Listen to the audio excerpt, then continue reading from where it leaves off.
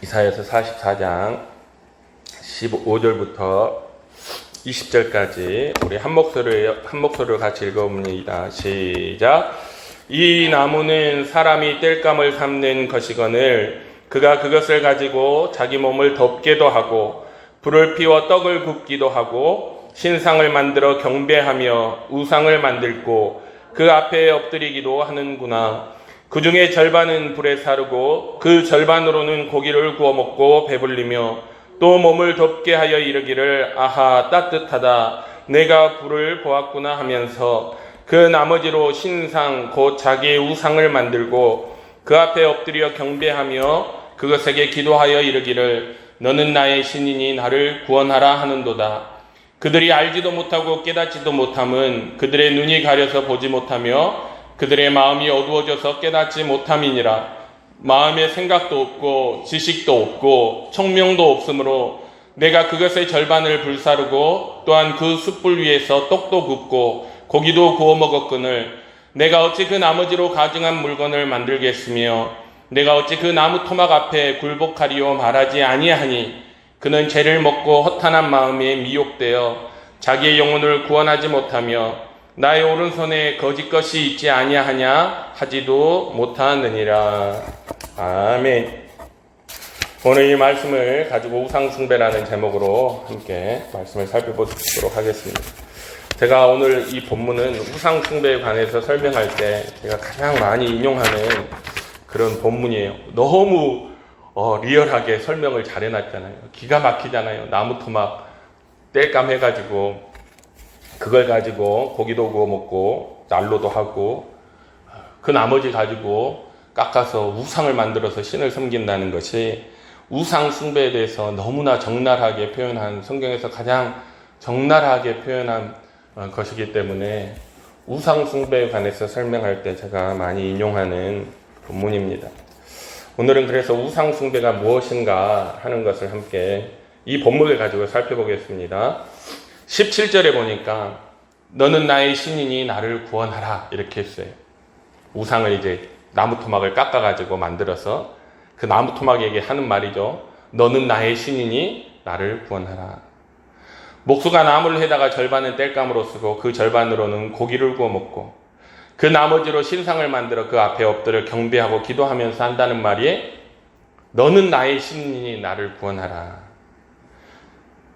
여기에 우상숭배가 무엇인가 하는 것이 잘 나타나 있어요. 우상숭배의 시작은 사람이 하나님을 규정하는 거예요. 사람이 하나님을 결정하고 사람이 하나님을 정의하는 것에서 우상숭배가 출발합니다. 철공이 쇠를 녹여서 만들든지 목공이 나무를 조각해서 만들든지 사람이 여긴 나와 있지 않지만 자기 생각으로 뭔가를 골똘히 생각해서 자기 생각으로 만들든지 어찌하든지 사람이 하나님의 존재를 규정하고 결정하고 정의하는 것, 그것이 우상숭배의 시작입니다. 너는 나의 신이니 그랬잖아요. 이 말에서 누가 신을 결정하고 있습니까? 사람이 결정하고 있어요. 사람이 너가 나의 신이다. 너가 나의 하나님이야. 너가 나의 신이야. 이렇게 결정하고 있어요. 여러분, 사람이 신의 존재를 결정하고 정의한다는 것은 말이 안 되는 거죠. 자기 생각에, 사람들의 생각 속에는 항상 그런 게 있어요. 자기 생각에 하나님은 이럴 것이다. 신은 이럴 것이다. 또는 이래야 한다. 저래야 한다. 이러한 생각들을 가지고 신을 규정한 후에 이것이 하나님이다 라고 결정하는 것이 우상숭배예요. 그래서 하나님이 없다 이렇게 하는 것도 일종의 우상숭배입니다. 누가 결정하는 거예요? 하나님이 없다는 걸. 사람이 자기가 결정하잖아요. 하나님은 없다. 그래서 무신론도 우상숭배에 해당됩니다. 사람이 결정하는 것. 신의 존재를 사람이 규정하고 결정하는 것이 우상숭배의 시작이에요. 또 모든 우상숭배의 핵심입니다. 또 한 가지는 세상에 이미 존재하고 있는 재료들이잖아요. 철, 나무, 돌, 또는 세상에 이미 존재하고 있는 어떤 이미지, 형상을 가지고 하나님을 만드는 것도 우상 숭배입니다. 그래서 출애굽기 20장 4절에 너를 위하여 새긴 우상을 만들지 말고 또 위로 하늘에 있는 것이나 아래로 땅에 있는 것이나 땅 아래 물속에 있는 것에 어떤 형상도 만들지 말라 그랬어요. 하나님은 영이시에요. 하나님은 영이십니다. 어떤 뛰어난 화가도 그래서 하나님을 그릴 수가 없어요. 어떤 뛰어난 조각가도 하나님을 조각해서 하나님의 형상을 조각해낼 수가 없습니다. 그림으로 그려지는 하나님이 아니세요. 어떤 형상으로 조각이 되는 하나님이 아니란 말이에요. 그래서 과거에 믿음의 선배들은 사람들이 그림을 가지고 교육을 위해서든지 또는 사람에게 감동을 주기 위해서 어떤 그림으로 하나님을 나타내거나 어떤 형상으로 하나님을 나타내는 걸 그걸 다 거부했습니다. 왜냐하면 그게 하나님이 아니거든요. 하나님은 그림으로나 조각으로나 어떤 이미지로나 어떤 형상으로 하나님을 나타낼 수가 없습니다. 사람이 하나님을 그림으로 그려내는 순간, 형상으로 조각해내는 순간 그 행위 자체가 인간이 하나님을 규정하는 뭐가 되는 거예요? 우상 숭배가 되는 것입니다. 여러분, 하나님은 인간이 규정하는 존재가 아니라 하나님께서 스스로 자기 자신을 소개하는 존재가 하나님이에요. 출애굽기 3장 14절에 보면 하나님께서 모세에게 자기를 설명하잖아요. 하나님이 모세에게 이르시되 나는 스스로 있는 자니라. 하나님이 항상 하나님 자신에 대해서 소개하고 계시를 하셔요. 만일 하나님께서 자신에 관해서 우리에게 말씀해 주시지 않으면 우리 인간은 도무지 하나님을 알 수가 없습니다. 우리가 하나님을 알 수 있는 이유는 하나님께서 성경 안에서 하나님의 말씀을 통해서 자기 자신을 알려주시기 때문이에요. 계시해 주시기 때문이에요.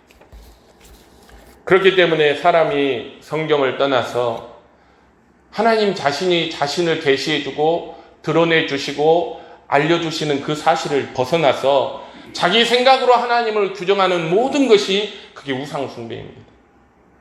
우리 교인들도 그래서 이런 부분들을 조심해야 돼요. 성경이 말하는 하나님을 넘어서서 자기 생각으로 하나님은 이런 분일 거야. 하나님은 이러하실 거야. 우리가 많이들 생각하잖아요. 그것이 우상 숭배입니다.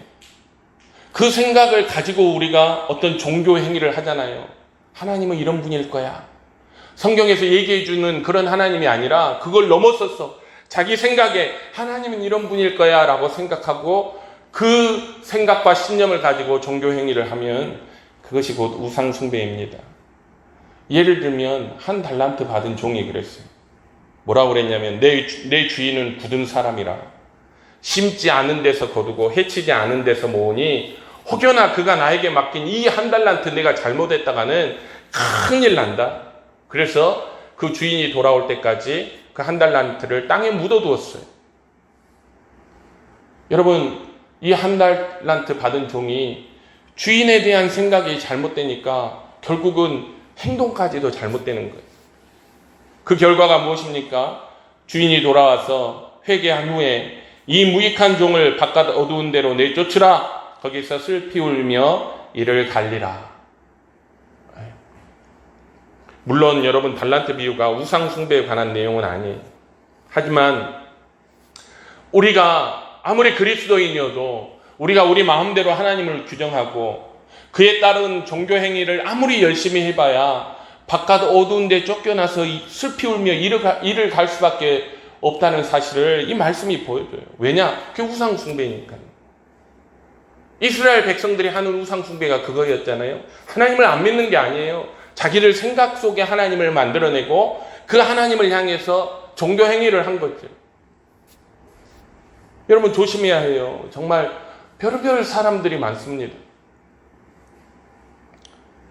오늘 뉴스에 과거의 뉴스를 이렇게 한 번씩 보여주는 게 있잖아요. 10년 전에 어떤 사건이 있었던 걸 오늘 그 뉴스가 나왔던데 그게 뭐냐면 채석장에서 어느 날 아버지와 아들이 양봉을 하러 양봉할 자리를 찾아갔다가 채석장에서 기괴한 걸 발견합니다. 그게 뭐냐면 십자가가 있어요. 십자가 3개가. 그 십자가에 인형을 누가 매달아둔 줄 알고 가서 보니까 사람이 매달려 있는 거예요. 예수님하고 똑같이 양손에 못이 박히고 옆구리에 칼이 찔리고 머리에는 가시면류관이 있고 쓰여져 있고 다리에도 발에도 못이 박혀 있는 거예요. 그래서 경찰들이 이게 기가 막혀가지고 너무 놀래가지고 이게 타살인가 하고는 오랜 시간 조사했는데 타살이 아니에요. 나중에 수소문해 보니까 이 사람이 어떤 사람과 이렇게 만나갖고 대화를 하다 보니까 자기 스스로를 뭐라고 생각해? 아무리 생각해봐도 내가 예수인 것 같아. 그래서 부활하려는지 확인해보고 싶은 거였어요. 그래서 자기가 나무를 사다가 십자가를 만들고 양쪽에 십자가 2개까지 만들고 드릴로 손을 뚫고 칼로 옆구리를 쑤신 다음에 십자가 위에 올라가서 다리에도 구멍을 뚫고 거의 못에 걸려서 죽은 거예요. 머리에는 면류관을 쓰고. 여러분, 이렇게 기가 막힌 거예요. 우리가 하나님에 대해서, 예수님에 대해서 성경이 가르쳐주는 것을 우리가 따르고 믿는 것이 아니라 내 생각 속에 마귀가 교묘히 우리 안에 들어와서 그럼 거짓된 것으로 사람을 속이거든요.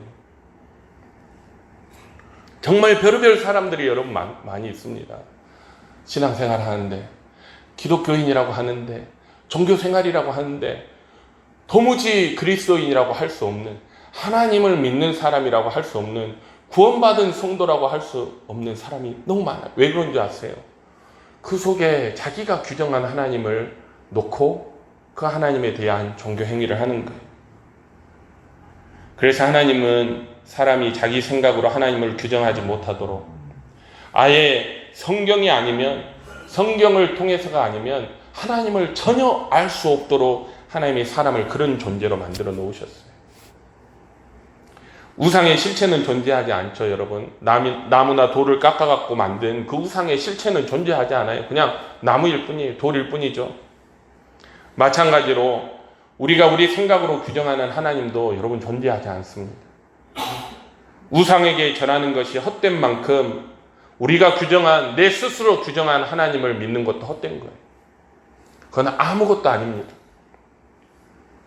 예를 들면 우리 출애굽한 이스라엘 백성들이 광야에서 금송아지 형상을 만들고 말하기를 뭐라고 말했냐?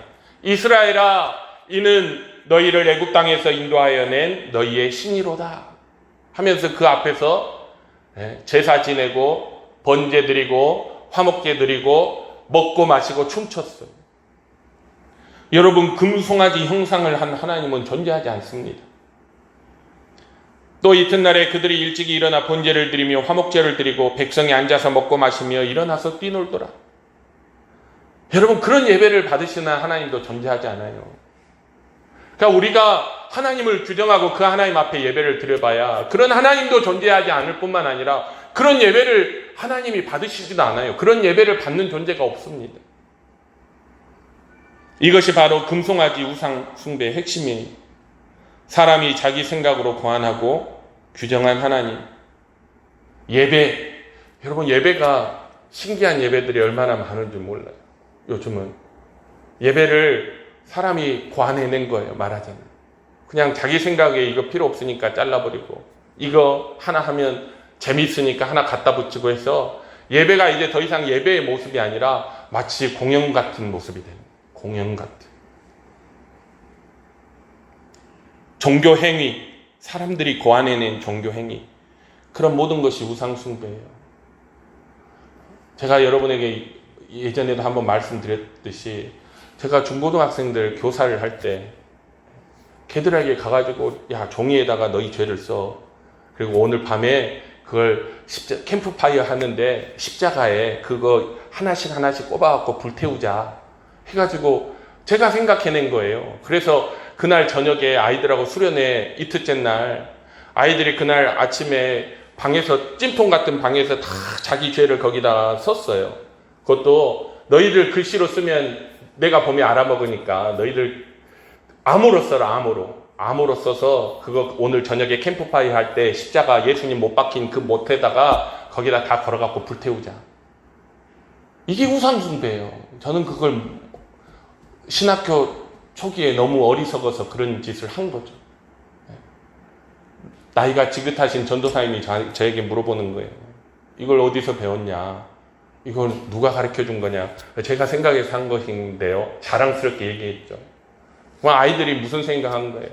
하나님 앞에 제대로 회개하지도 않고 자기의 죄를 종이에다 써가지고 십자가에 꼽아가지고 불태우면 자기 죄가 없어졌다고 착각하는 거예요. 그게 회개입니까, 여러분? 아니잖아요. 그걸 누가 만들었어요? 제가. 그런 거예요, 사람이. 예배도 우리가 고안하고 우리가 이걸 하나님이 받으시는 예배라고 마음대로 생각하고. 여러분, 예배 순서 아무렇게나 넣어도 됩니까? 아무렇게나 빼도 돼요? 그 형태나 모양이 아무렇게나 해도 됩니까? 그냥 현대 사람들이 좋아하는 식으로 바꾸면 되는 거예요. 그러면 하나님께서 그걸 받으실까요? 그게 아닌데 우리는 자꾸 우리가 무엇인가를 규정하고 고안하고 우리가 상상해서 만들어내고 그걸 예배라고 말해버려요.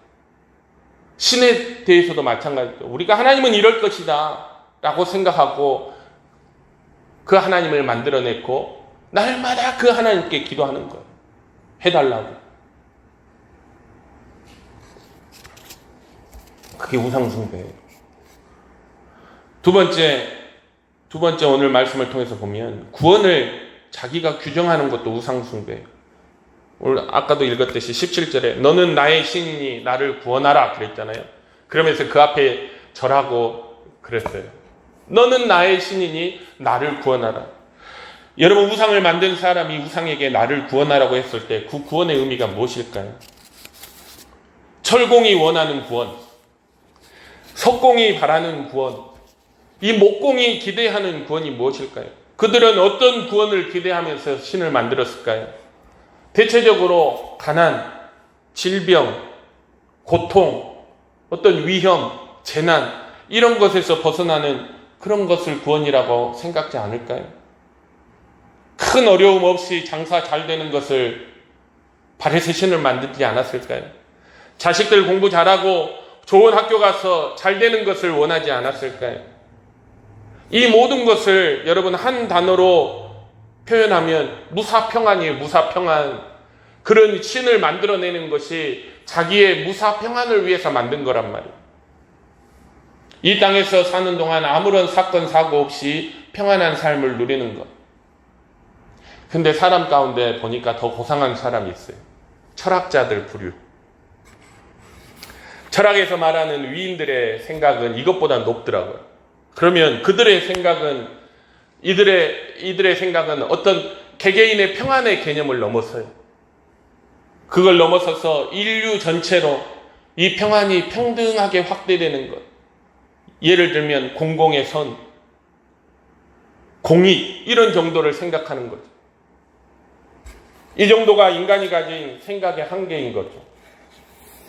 그래서 그것을 구원이라고 하면서 인간이 구원의 내용을 규정할 때 여러분 그것 역시 우상숭배예요. 사실 인간은 자기가 무엇으로부터 구원받아야 하는지를 잘 모릅니다. 왜냐? 하나님의 존재를 부인하기 때문에 죄에 대한 하나님의 진노와 심판도 믿지 않아요. 그래서 사람은 자기에게 진짜 필요한 구원이 무엇인지를 잘 모릅니다. 그렇기 때문에 기껏 생각해내봐야 무사평안한 것 또는 인류 전체를 위해서 보편적인 행복과 복지, 공공의 선, 공익을 생각한단 말이에요. 하나님이 말하는 구원은 예수 그리스도 안에서 죄를 용서받고 영원한 저주와 사망에서 벗어났고 하나님께서 우리를 창조하실 때 하나님의 모양과 형상으로 만들었으며 그로 인해서 우리에게 영광과 존귀를 영광스럽고 존귀한 존재로 우리를 만들어주셨는데 그걸 회복하는 거예요. 하나님과의 관계를 회복하는 거죠. 그리고 하나님과 영원토록 동행하는 거예요. 에녹은 죽음을 보지 않고 하나님과 동행했다는 것. 그거 여러분 그게 구원이에요. 하나님과 관계를 회복하고 영원토록 하나님과 동행하는 것. 이걸 요한복음 3장 16절에서 아주 간략하게 표현을 했습니다. 하나님이 세상을 이처럼 사랑하사 독생자를 주셨으니 이는 그를 믿는 자마다 멸망하지 않고 영생을 얻게 하려 하심이라. 이런 구원에서 벗어나서 구원을 다른 것으로 정의하고 그것을 위해 신을 섬기는 것 역시 여러분 이것이 우상숭배. 예를 들면 장사가 잘 되고 돈 많이 벌고 자식 잘 되고 건강하고 안전하고 평안하고, 여러분 단순히 우리가 하나님을 믿는 이유가 이런 것 때문이라면, 이게 우리가 하나님을 믿는 목적이라면 이것 역시 우상숭배입니다. 그렇게 우리가 하나님을 믿다 보면 반드시 문제에 부딪히죠. 하나님을 믿어도 어려운 일이 생겨요. 하나님을 잘 믿어도 어떤 때는 장사가 안 됩니다. 하나님을 잘 믿어도 암에도 걸려요. 여러분, 하나님을 잘 믿어도 불치병에 걸려서 얼마 못 살고 죽는 사람도 있어요. 하나님을 잘 믿어도 자식이 안 되는 경우가 있어요. 하나님을 잘 믿어도 내 가정에, 내 개인의 일이 안 풀리고 점점 어려워지는 것이 있어요. 그렇게 되면 어떻게 되죠? 그럴 때 자기가 만들어내고 고안해낸 그 하나님을 떠나게 되는 거예요. 이런 모든 것들은 하나님을 섬기는 것이 아니라 알고 보면 다 자기 자신을 섬기는 거예요. 성경에서 우상숭배는 어디서 온다고 그랬습니까? 탐심에서 온다고 그랬어요. 골로새서 3장 5절, 탐심은 우상숭배니라. 이교도들이 우상을 조각해서 만드는 이유가 뭘까요? 오늘 우리가 읽어보지는 않았지만 12절에 보면 우상을 만드는 철공이 우상을 만드는데 막 배가 고프도록 우상을 만들어요. 몸에 기운이 다 빠지고 힘이 다 빠져서 피곤해질 정도로 열심을 다해서 온 정성을 다해서 우상을 만듭니다. 그렇게 열심히 우상을 만드는 이유가 뭐예요? 신을 위한 열심인가요? 그 신을 위한 열심? 아니, 결국은 알고 보면 자신을 위한 열심. 탐심 때문에 그렇게 열심히 우상을 만드는 거예요. 어떤 탐심일까요? 자기가 자기 인생을 자기 마음대로 하고 싶은 탐심. 그럼에도 불구하고 어떤 벌도 받지 않는, 그냥 안전하고자 하는 그런 탐심에서 그렇게 열심을 내는 거예요. 그래서 탐심은 곧 우상숭배이며 야고보서 1장 15절에 욕심이 잉태한 즉 죄를 낳고 죄가 장성한 즉 사망을 낳느니라, 이렇게 말씀하고 있습니다. 우상숭배란 무엇이냐? 두 가지예요. 내가 신을 규정하는 것, 두 번째는 내가 구원을 규정하는 것. 복을 내가 규정하는 거예요. 복을. 구원을 내가 규정하고 복을 내가 규정하고. 그래서 여러분, 이런 관점에서 우리가 결론적으로 보면 세상에 우상을 숭배하지 않는 사람은 아무도 없어요. 그리스도인일지라도 그 믿음의 어떤 면에는 반드시 우상숭배적인 면이 있습니다. 그렇다고 해서 모든 그리스도인들을 우상숭배자로 정죄하지는 않아요. 왜냐하면 인간의 연약한 부분으로 인해서 우리가 아직 완전해지지 않았잖아요. 우리가 아무리 예수 믿고 구원받고 우리가 거듭났음에도 불구하고 우리의 연약한 부분 때문에 우리 본성적인 어떤 부분에 있어서 우상숭배가 자꾸 얽혀 들어와요. 그렇기 때문에 그리스도인은 자신 안에 우상숭배에 관한 부분이 있음을 인정해야 돼요. 그걸 인정하고 그러한 것에 빠져들지 않도록 경계하고, 빠져들었을 때에는 다시 온전한 믿음으로 돌아오는 이 과정을 우리가 언제까지? 하나님 앞에 설 때까지 반복해야 돼요. 목사님, 저는 우상숭배 안 해요. 아니요, 그럴 리가 없어요. 신앙이라는 것도 계속해서 수정과 교정이 필요해요. 내 믿음은 틀림없어 라고 생각하는 그 순간 잘 틀리는 거예요. 우리는 온전하지 못해요. 오죽하면 예수님께서 너희가 겨자씨 한 알만, 여러분 겨자씨 한 알이 얼마나 작은지 아세요? 깨를 4조각 낸 것 중에 하나가 겨자씨예요. 깨 하나를 4조각 낸 것의 하나가 겨자씨예요. 그 겨자씨 한 알만한 믿음이 있으면 너희가 산을 옮길 수 있다고 말씀하셨습니다. 그만큼 우리는 믿음뿐만 아니라 모든 면에서 우리에게는 불완전함이 있어요. 우상 숭배를 경계하고 우리 신앙을 항상 바르게 수정해 나가는 방법은 여러분 성경밖에 없습니다. 하나님 말씀을 통해서 내 안에 하나님에 대한 잘못된 생각이나 하나님을 이용하여 내 욕심을 어떻게 이뤄보고자 하는 잘못된 동기가 있는 것이 아닌지를 항상 우리가 스스로 점검해 봐야 합니다. 어떤 사람이 예수님께 와서 이렇게 부탁합니다.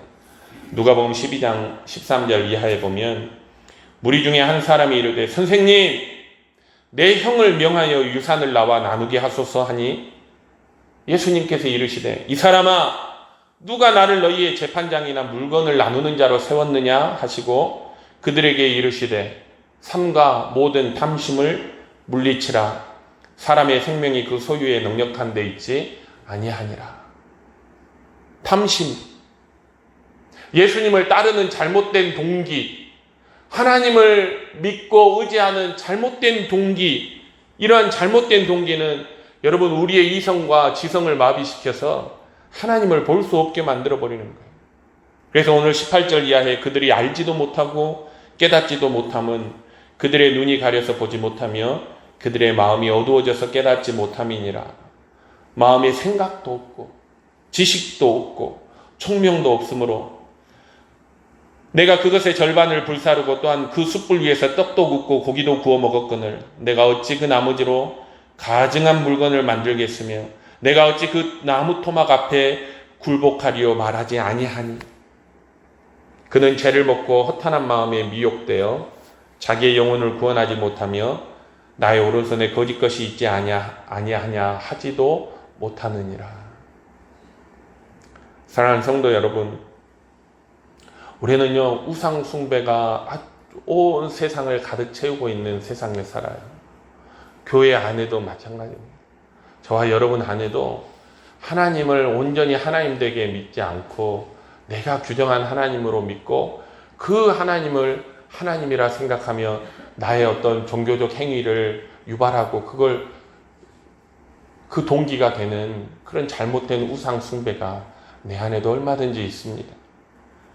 우리의 그러한 믿음의 내용이나 우리의 지식이나 그런 상황들을 항상 성경에 비추어 보아서 우리가 평생 해야 될 거예요. 내 안에 우상을 물리쳐내는 것. 하나님을 바르게 알고 하나님을 바르게 믿고 하나님을 바르게 섬기는 것. 내가 어떤 내 탐심을 위해서 하나님을 섬기는 것이 아닌 하나님이 우리에게 말씀하신 그 구원을 향해서 나의 믿음과 나의 삶을 계속해서 수정하고 교정해 나가는 것. 그렇게 하면서 우리 안에 있는 우상 숭배를 물리치는 것. 그것이 우리가 평생 동안 달려나갈 믿음의 길이요 신앙생활이라는 것을 우리 모든 교회와 성도들이 기억하고 그렇게 살아갈 수 있기를 주님의 이름으로 축원합니다. 기도하겠습니다. 사랑과 은혜가 충만하신 아버지 하나님 감사합니다. 이스라엘 백성이 그렇게 종교적인 열심이 있었지만 그들은 다 우상 숭배자였습니다. 하나님께서 처음부터 끝까지 그들에게 우상 숭배하지 말라고 얘기했지만 그들은 우상 숭배가 무엇인지 몰랐습니다.